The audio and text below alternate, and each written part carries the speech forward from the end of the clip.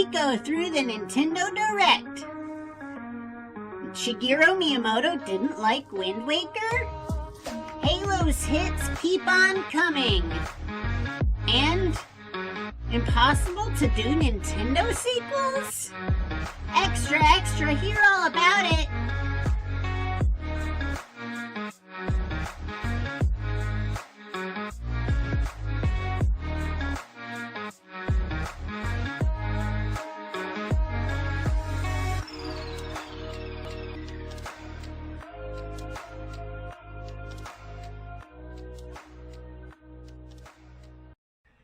Hey guys, welcome to the podcast where we're here to talk news and eat ass, and we're all out of ass. I'm the Dean of Games, the Dean Slater if you are on Twitter or Twitch, and joining me is twitch.tv/LMJ the Hitman, Landen. Hello, what's going on? Hi, howdy, hello, welcome, fresh and awesome. Hello kids, hello children, hello adults, hello grandparents. What's going on? I'm here, I'm Landen, I'm LMJ the Hitman, what's going on? I don't know that I can say I love kids. I actually hate kids, except my own. Okay, fair enough. At least they're at least you like them. Yeah. I've my parents made me do a lot of children's ministry stuff when I was younger, and I kind of got burnt out on essentially babysitting other people's kids. Yeah, I can understand that for sure. At least with, I'm good in small doses. And if there are kids out there watching, I am sorry for my language. It is not changing anytime soon.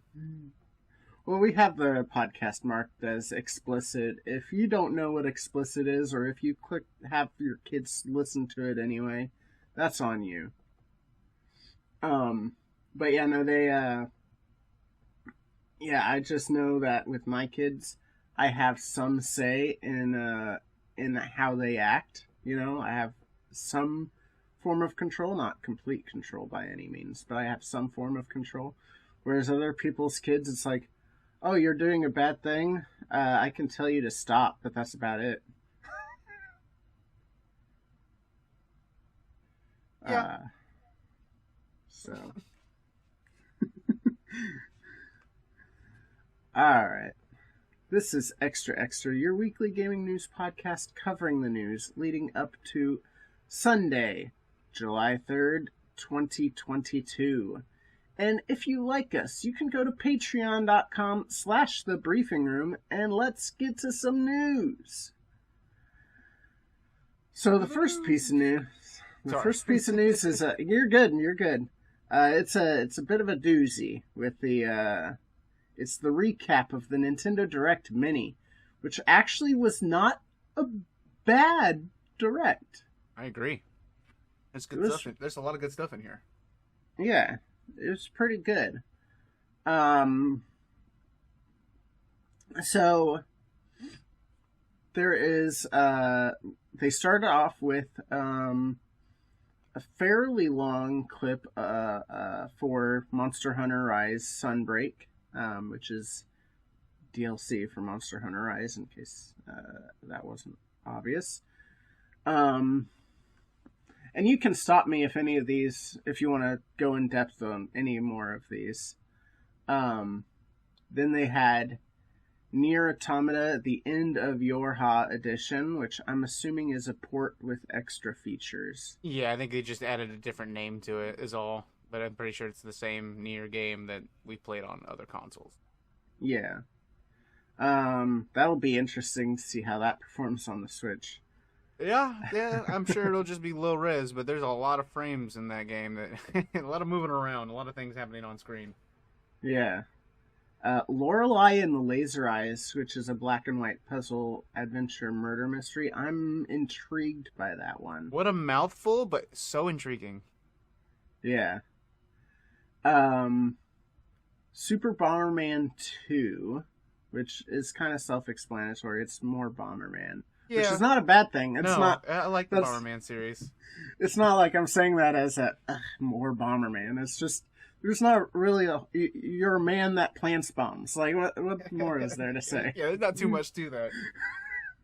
And then I think you'll want to stop and talk about this one a little bit. Mega Man Battle Network Legacy Collection. Yep. Childhood right there, man. That is childhood right there. For all of you don't know, you get your own personal Mega Man, and you can play. Everything runs off of Wi-Fi, and you have to plug them into the network. And if there's like your refrigerator doesn't work, you got to plug them into the refrigerator, and you take down the virus by fighting them. And it's so good. It's like turn-based, but not like it's turn-based style. But you get to move around freely and fight in your own time. So, in real time, I meant. I just really love that series. I played about 2 or 3 of them. I think this collection comes with 10 games, which you can buy. Two separate packs of 5 if you want, or the full $60 release comes with all 10 games, which is a lot. Like a lot. Those games are really long, long. But I am for sure gonna buy this, and I'm not hating on Nintendo, but as soon as I saw those also coming to PlayStation, trophies for my favorite game that I played as a kid, sold. No official release date other than 2023, but thank you, Capcom, for pulling out that W, dude. I'm so excited. So I do have a question for you. Having not played any of the Battle Network games, I know with 3 they started dividing it up into 2 games like Pokemon. Is it similar to Pokemon in that the different versions have different encounters or whatever? Yeah, so it's basically like very much like Pokemon. It is like 80% the same game, but there will be different enemies you encounter, enemy types. You have different bosses with different like you know how Mega Man defeats a boss and gets like a certain outfit. From that boss, there's different variations of bosses, so you'll get different powers entirely based on which version you choose. And then there's sometimes the main protagonist will change depending on which one you're playing. Okay.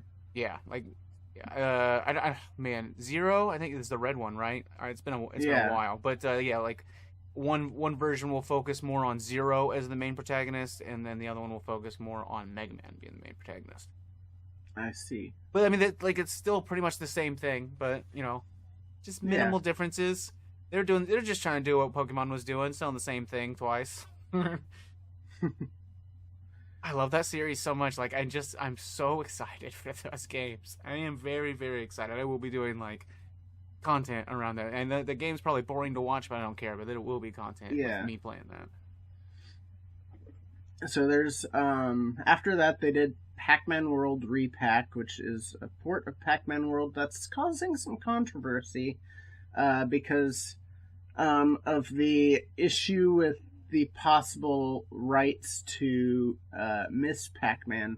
They changed Miss Pac-Man out and put what did they call her? I think they called her like Mother Pac-Man or something like that. Yeah, I've been coming up with some weird ones. Yeah. So Blanc, which is something I'm interested in. It's a console exclusive for the Switch. It is a black and white co-op puzzle, which unfortunately means that, I think you could play it solo with, and just switch between the two or whatever, or there's smart AI that helps you or whatever. But the co-op scares me because online is not good. Yeah, Nintendo is just notorious for their bad online, and they will not be fixing that anytime soon. That's what scares me about Blanc, is that it's a co-op puzzler, but you'd need online, and unless they have couch co-op, but even then, I don't know. Return to Monkey Island, which is a modern day version of the Monkey Island games. It's a point and click. Never played those? I am excited as well. I think that's what you're about to say. I am excited to try that. I've never got a chance to try it. I've seen things about it. I think I might have seen other people play it in the background of me being somewhere, but I never got a full experience of trying it myself. I remember being interested in the Monkey Island games when I was a kid. Yes. But my parents never had a PC for gaming. So my PC I got to play the pinball game, and that's about it on my PC. It's about all it handles for that time of day. Space Cadet Pinball 3D or whatever they called it. It was way too long of a title, I remember. That was the shit. Yeah, for sure. I played quite a bit. You could always shake the machine. Yeah. The game's goated. Mario plus Rabbids Kingdom Battle. What is it? Sparks of Hope. I just had it as Mario and Rabbids 2 in the dock because let's face it, that's all it is. I enjoyed the first one. It's XCOM Mario is the is what it is. They did change some things. You have a little bit more freedom. From what I see, the first one it was a grid. In this one, you can free roam. You still can only move within a certain radius, but you can move however you want within that radius rather than in the grid. Little Noah, Scion of Paradise. It's an action platformer with procedurally generated levels. It looks like a mobile game ported to Switch, if I'm being honest.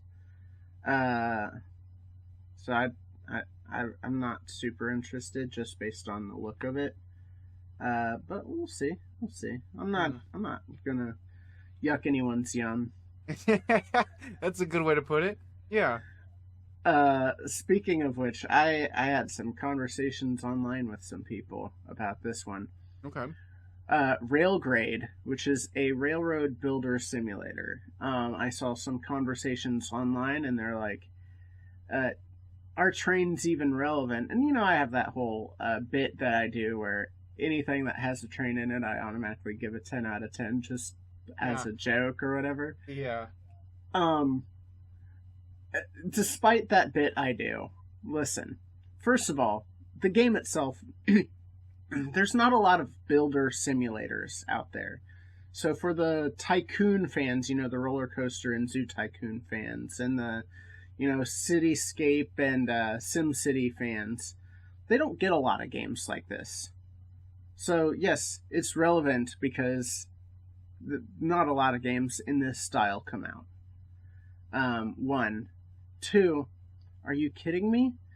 You do know that trains actually are legitimately the most efficient way to get product from one side of the country to the other, right? Yeah. Like they can pull, pound for pound, they can pull more than anything a semi-truck can pull. Like you won't find anything more efficient than rail, outside of the fact that they can only go where the tracks go, but that's wait on teleportation to knock down the train a peg. Yeah, it's that was a crazy thing that person said.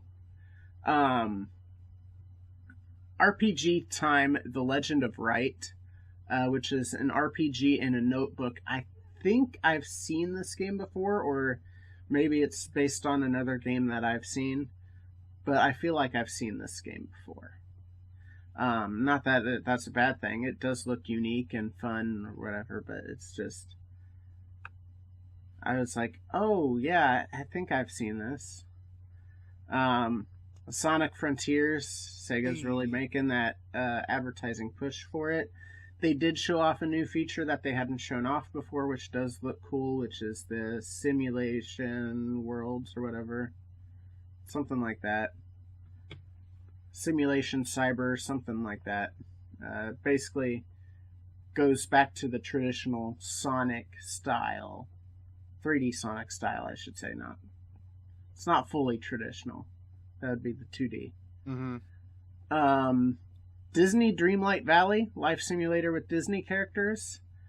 The only way I'd be interested in this is if there are dateable characters, because if there are, I absolutely would marry Goofy. Goofy needs... Oh, I need some love in his life, poor He guy. needs some love in his life.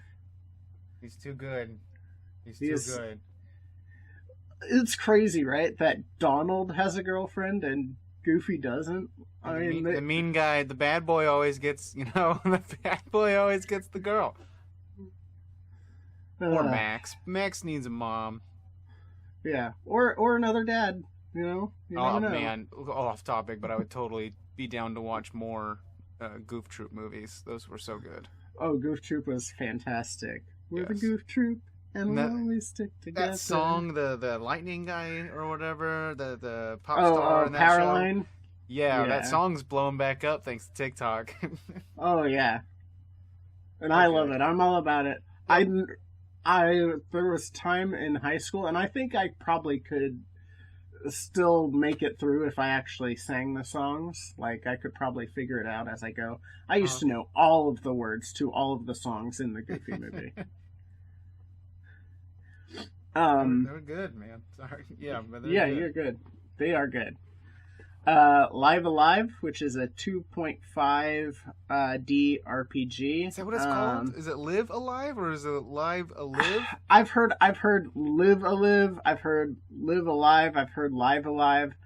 I think in a previous direct they pronounced it Live Alive, which is why I'm going with that. Okay. But okay. I think Live Alive makes more sense. But yeah, it is what it is. Doraemon, The Story of Seasons, Friends of the Great Kingdom, which is a mouthful. But if you don't know, Story of Seasons is the rebrand that Harvest Moon had, because I guess there was legal issues with Harvest Moon or something. But Harvest Moon is Story of Seasons. So this is a Harvest Moon with a Doraemon branding to it.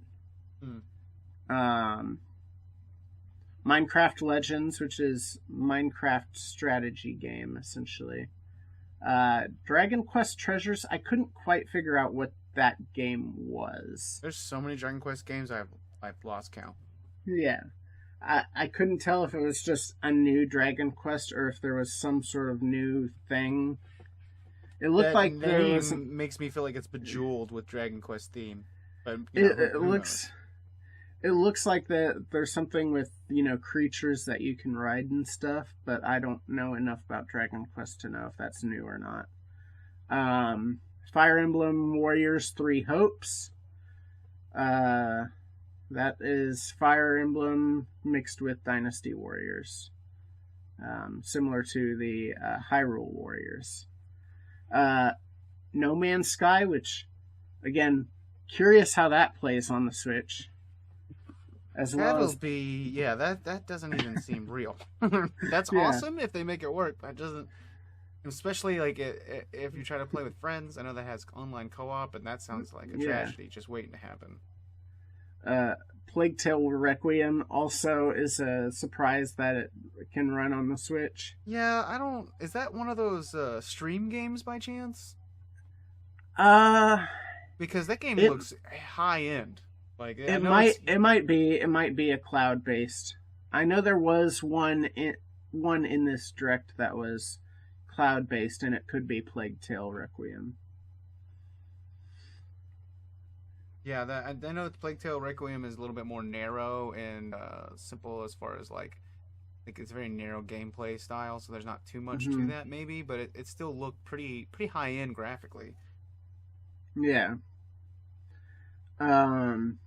Captain Velvet Meteor, the Jump Plus Dimensions. This looks to be, from what I saw of gameplay, a tile-based action game. So for people that like action games, it's kind of going to like an older style of action.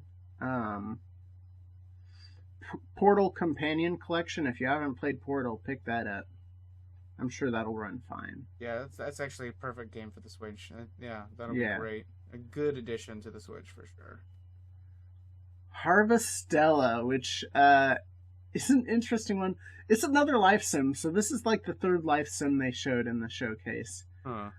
It is from Square Enix, and it looks like Square Enix was like, hey, what if we took Final Fantasy and made a farming simulator out of it? That's what it looks like. I mean, that's cool. I'm sure there's a market for that. Somebody's asking for that for sure. It looks interesting. Like, it's weird because, typically life simulators are like, oh, hey, you inherited this farm, time to go farming or whatever. In this, it's like, yeah, you're farming or whatever. Also, there is this thing that causes all life to die. And then it shows you killing monsters and stuff. And then it's like, all right, go back to your farm. It's like, wait, what was that about the thing that made people die? Nice. Like, what was that? And then the Persona series, starting with 5, coming out on October 21st. Is it just 5? It's 5, 4, and 3, but 5 is coming out first. So I'm assuming they're going in reverse order. That's weird, but I mean, that's what's happening with Xbox too.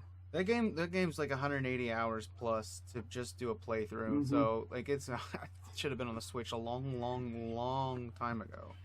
I asked Cole, I was like, outside of the time, because I know how much of a time sink it is. How easy is it to platinum 5? 240 hours. And yeah, he goes, you do have to do like at least a second playthrough, at least for part of it. It's two and a half playthroughs. Yeah. Yeah, because you have to do all the options, and then there's a third option that's like halfway through the game that you have to jog it all the way through to make a decision. I don't know too much about the game, but I do know that I was interested in it. I was like, well, if I'm going to play it, let's look at this trophy list and how hard it is. Yeah. And I saw all what I needed to do, and I was like, yeah, I do still want to play it, though. Like, it's just be able to sit down. The time management stuff kind of sketches me out because I'm bad with that stuff. Like, makes me anxiety. I've seen lots of anxiety. Yeah, I've seen someone do all of the things you need to do with the time management stuff in Persona 5 Royal specifically. That's the other thing is Persona 5 Royal does make it a little easier because you can go out at night, whereas in Persona 5 you are stuck to doing stuff in your room at night. So that makes it a little easier with the time management stuff. You can be like, okay, I can do A, B, and C, instead of, all right, I have A, I guess. Yeah. I mean, do you know if it's Persona 5 Royal or is it just regular Persona 5? It is Persona 5 Royal specifically. Okay, so it might be less than 240 hours because I know that Persona 5 Royal does a lot with fixing things. Like there was a lot of things that took more time for no reason at all. Yeah, so they it is Persona 5 Royal, Persona 4 Golden, and then Persona 3 Portable.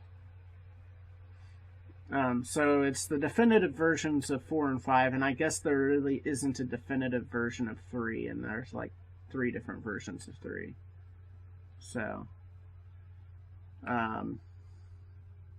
it happens. That was the direct. It ended with the Persona stuff. I think that's a good way to end it, for sure. Yeah, for sure. And we spent a lot of time talking about that, but we knew we were going to.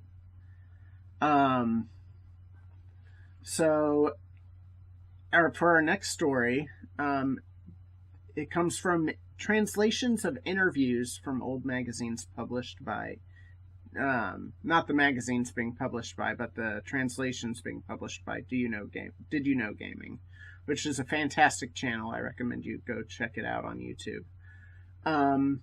And they line out, in the translations, that initial plans and a prototype of Wind Waker was made in the same style as Ocarina of Time and Majora's Mask. One member on the team had jokingly designed Toon Link, and the team loved it so much that it ended up becoming the art style of the game. And Eiji Onuma waited as long as possible before showing the redesign to Shigeru Miyamoto, and even up until the very end, Miyamoto was pushing to have a realistic style for Zelda because he thought that was the only way to have Zelda, which a lot of fans at the time agreed with him too. So what do you think about that? Yeah, that's weird, man. That's real weird.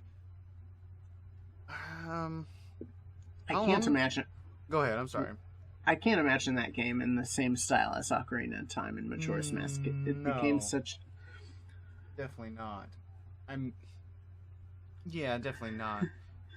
I mean, I wasn't really much of a Majora's Mask fan, but still, regardless, like, I do love the whole design of that game because it was designed more cartoon-like rather than realistic. Like, if you were stuck in a level or like where you're supposed to go, Link's eyes would always shift in the direction you needed to go if you were to move the camera and look at Link.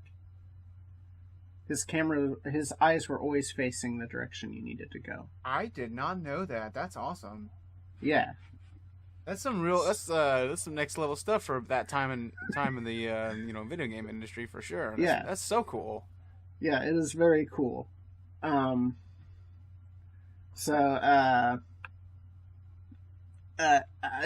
wouldn't have been able to do that though with like a realistic style. At least at that time. Maybe nowadays you might be able to do that, but again, I just can't imagine Wind Waker in that style. I've tried to wrap my head around that, and I just can't. I can't either. That game's, I feel like it's probably for the best that everything went the way it did. Yeah. So, next story is not the best possible outcome like Wind Waker was, and that's Halo Infinite's melee is not being fixed. The issue of the melee, in multiplayer at least, is... I know this firsthand. I've experienced this firsthand. is there's a desync between the client and the server, which the desync causes them to think that the players are in different positions. And a compilation of these instances were posted in a Reddit thread talking about the issue. A dev replied that indicating that the team that would normally fix that sort of thing have been allocated elsewhere because of the rest of the issues that the game had at launch. I have thoughts on this. I bet you do. So, one, it's awful that they still haven't fixed this. Like, it seems like it would be such... I know everything costs money, but we're talking about a studio that works for, those blank check video game. You know what I mean? Like, Halo is a staple to the Xbox, and that makes Halo a blank check video game. Whatever you need to fix it, whatever you need to make it look good, no bad press. If there is bad press, let's spend the money to fix that bad press. And for some reason, that's not happening. So what I think is happening, okay, in my opinion...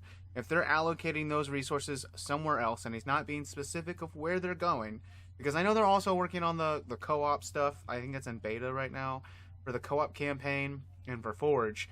I don't think that's where the resources are. I think those resources are already been working on that already. It's just taking time.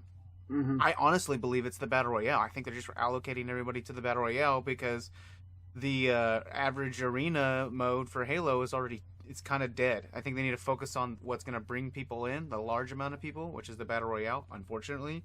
And once that launches, they can actually start focusing on the nitty-gritty stuff for the arena. Yeah. And let's be real. Like, for the arena, like, all they really need to do to keep what people are playing the arena, just start adding the old maps in. Just start adding the old Halo classic maps in, and that appeases that group. Fix the melee thing, and then start adding a whole bunch of old school maps, and they'll be happy for quite some time. Meanwhile, you have the new audiences and old and new audiences for Halo playing the Battle Royale. Because I guarantee you that's where they're working. The game's, like, for sure, there's, like, what do they got? That's code word, man, they have a code word for it, but it basically means Battle Royale in Japanese. Or something like that, or some other language. So I think that's just where they're doing with their studio right now. It's sad, but I think it just also shows that people fell off the Halo hype so much that they're not even worth spending the time of day to fix the small stuff. Yeah, they're outside of the co-op. The campaign is perfectly fine and stands by itself very well.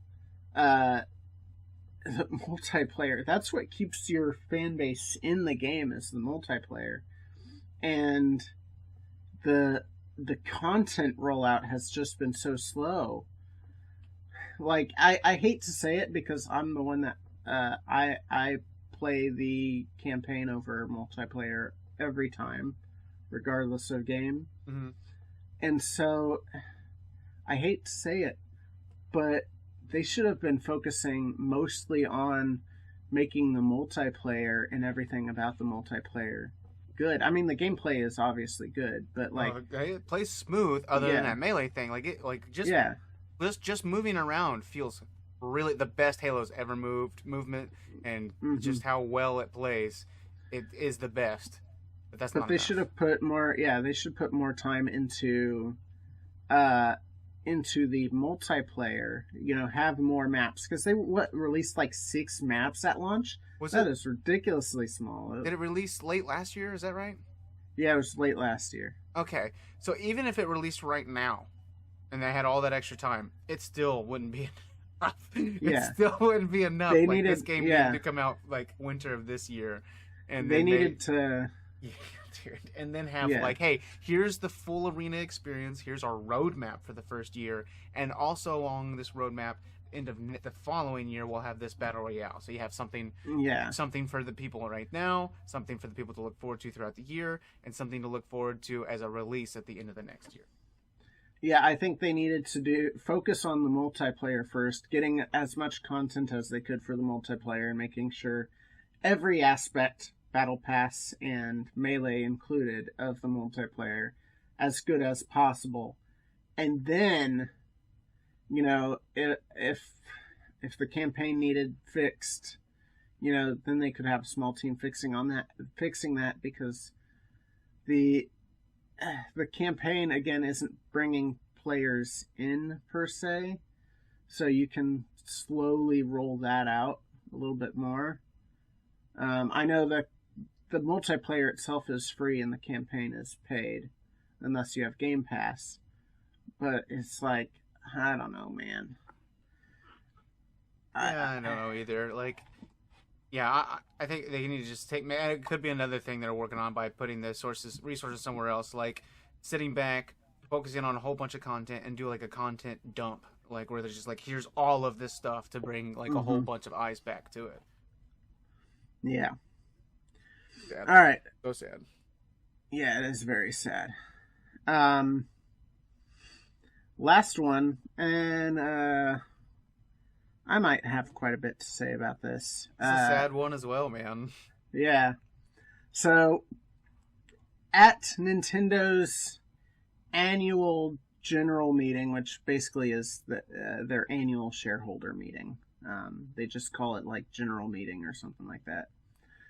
One of their shareholders asked about Wario Land and F-Zero games, because fans had been asking, and so he asked for the fans, which is actually pretty cool that a shareholder would speak up for the fans. Shuntaro Furukawa, who is the president of Nintendo, had this to say in response to that question. It is realistically difficult to develop new titles and remakes, including sequels, for every Nintendo game that people request, but we are very grateful and appreciate the expectations our fans have for our games. We always consider how to develop new titles and remakes that can be enjoyed by many players.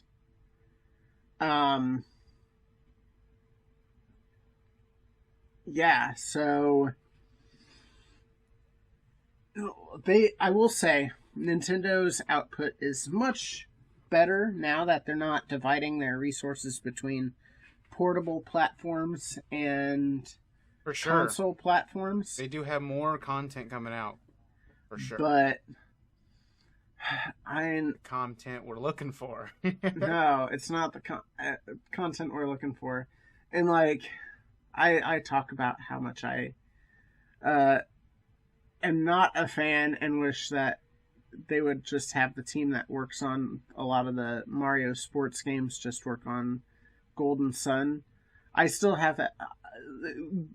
Look at those Mario sports games that have come out on Switch. They've done well financially, but you have that Mario Tennis game, which had its fair share of problems. Mario Golf had its fair share of problems. Mario Strikers, you have to have 6-player team or whatever, and there's only 6 characters, so it's like unless you're having repeat characters on your team, it's basically you use the entire roster essentially for. Yeah. I mean, there's a lot to pull from. I mean, maybe I know that. So okay, so in Reggie Fils-Aimé's book, which I have not read, but I have like gotten bits and pieces from the book and had other people talk to me about the book and things that stood out. And one of the things is like they're hyper critical of their games. So when it goes through like Q&A and the game is just not to the Nintendo's like head of Nintendo's standards, they'll just tell them go spend another year or two on this because we don't want it. And that very well could just be happening. I feel like they're just not hitting, like they want certain standards. Like I think they want Breath of the Wild level content moving forward from their bigger releases. I mean, we saw Metroid Prime get completely scrapped and put to a new studio through a new studio. So I mean, if they're doing that with Metroid, I mean, what else are they doing that with? Yeah. Well, Metroid is an interesting one, and Star Fox is kind of in a similar position that Metroid was in for a long time too. Yeah. They released a game that fans were not happy about, and because of the way the game looked and the way the game ended up playing according to reviews, fans of those franchises boycotted them. And because those games weren't successful, Nintendo's like, all right, no one wants these games, and just stop making them. I mean, Metroid, what was it? Metroid Prime Hunters. It was something like that. Came out right after Other M, and people were so upset about Other M that they just didn't buy that game. And Nintendo's like, oh, people don't like Metroid. Let's move on. Yeah. And I will say, to their credit of this statement, Nintendo has a lot of well-known IPs.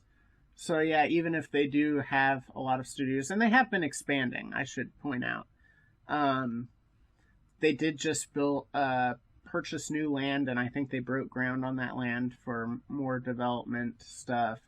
They did just recently acquire a studio they've partnered with a lot, but it's so I will give credence to that there's a lot of stuff. But I mean, you can, why do we have, I keep going back to it, why do we have 3 Mario sports games on this platform?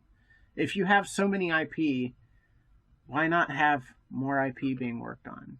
I mean, you have Custom Robo, which they haven't made since like the GameCube. You have Donkey Kong, which they had a game on the Wii U, but I don't think they really had a true Donkey Kong since 64. Since then, right? Yeah, yeah, for sure. I would love one of those. Oh yeah, for sure.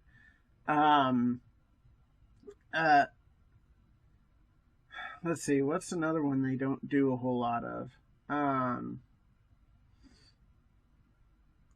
Let's see, there's obviously Star Fox, they haven't done in a long time. You have I can pull up a list, but like that's just off the top of my head. There's Wario Land and F-Zero. F-Zero, the Nintendo GameCube has been out for 20 years. F-Zero last came out on the GameCube. It has not come out on the Wii, Wii U, or Switch. Yeah, I'm surprised they don't even have like littler stuff to release for that, like little indie stuff for those franchises, just to keep them more relevant. Even Star Fox, like even phone games, like just to keep the IP relevant. Yeah. And phone games, you can definitely license those out, and you don't even have to work on them at that point. I mean, Nintendo said they were going to try to focus more on phone stuff, and then just kind of fell off entirely. Yeah. There was a story about their mobile stuff, too, that I ended up not doing, but, their most successful by far mobile game has been the Fire Emblem, what is it, Legends or something on mobile. Yeah. That is by far their, like, we're talking, it makes up 80% of their mobile profit over the other games, which at one time included Dr. Mario, which that game since was closed down, Mario Run, Dragalia Lost, what was it? There was another Animal Crossing. Didn't they have an Animal Crossing on mobile? New Horizon. No, that's the new one. Yeah. I can't remember it, but yeah, it was a mobile one. It was like it came out before the new one, like just a couple months prior, maybe like 4 or 5 months prior. And it was actually supposed to be pretty good, but there was definitely some money grabbing stuff there. But all of those games make up 20% of their mobile market compared to Fire Emblem, which makes up 80. Jesus, yeah. So, people want those anime waifus and husbandos. Yeah, true. But yeah, no, I don't know. I feel like they definitely could do more than what they're doing. And obviously they want to try to make some new IPs too, because they don't necessarily want to get caught up in doing the same thing over and over like some of the Call of Duty studios have. But I mean, I think they have enough range of IPs that they could go off and do anything really, and have it be different enough. They don't need to create new IPs like ARMS. Like, how successful really was ARMS? No, I think I'm sure it was successful just because it released with the Switch and people. Yeah, like and people just wanted something to pick up because they got a brand new console. So I'm sure that's the reason it blew up. But as far as like it being an actual good game and something that people want to see more of, no. Yeah, I played that demo, and within 20 minutes, I was like, yeah, this ain't it. So. Alright. I think that's good, unless you have anything else to add. I just want more from Nintendo, man. I just want more from Nintendo. And probably just waiting on this Switch Plus or Switch 2 or whatever. I mean, it seems like almost like when people talk about Xbox, like, no, don't worry, the exclusives are coming, just give it some more time. I feel like the same thing with this new Switch, like, it's coming, I swear, there's rumors for next year. I've been hearing that for year after year, so I'm just ready for some actual big news to drop. Speaking of more from Nintendo, and going back to your whole point of, Mega Man Battle Network also being on PlayStation. I heard some people that used to work at Nintendo talk about why there's no achievements or trophy equivalent for Nintendo consoles. And that was actually proposed. And Nintendo said, we don't want to do that because we don't want to add unnecessary competition between players. We want all players to just be able to have fun talking points. And it's like, I've never once gotten into an achievement or trophy battle with anyone. I've never thought, oh, I need to beat this person's trophy mark or whatever. Right. No, it's more of a like very much like I got 59 platinums right now. I just got a recent one, but that'll be post show. But I do it very much for myself. There's nothing to like. I'm not competing against anybody. Although I do like trophy races, but like it's very much just for myself. There's nothing about competitiveness in trophies at all. Yeah, and also, I mean, obviously there is toxic competitions. I'm not saying there's not, but a lot of competitions, if there actually is a competition, like only with Xbox and PlayStation, you can kind of look at other people's stuff, but it's far easier to look at your friends' stuff than it is other people's stuff. And looking at your friends' stuff, they're your friends, so it's not necessarily I gotta beat this motherfucker, this asshole who just, beat the shit out of me in, Call of Duty. I'm gonna beat him in trophies. It's no, oh man, this person already has the platinum for this. I gotta get the platinum for this before he does, It's not toxic per se. At least in my experience. No, I mean, there's definitely some times where I'll me and a friend will both play the same game and I'll compare certain trophies or what they did first. Like you can see like when they got their trophies, so like kind of get to see depending on the game, like what did they go explore first, and just see that through trophies. You can kind of see certain people's gameplay and experience based on their trophies as well. Yeah, I wish Nintendo wasn't so close-minded. If I ran Nintendo for a day, I'd be making quite a few changes. I'm just throwing that out there. Yeah. But if you liked, or even if you didn't like this podcast, make sure to do all of the things. Like hitting the like button and the subscribe button and the bell on youtube.com/XofPlays, or giving it a high rating on whatever podcast service you use so you can find like-minded people.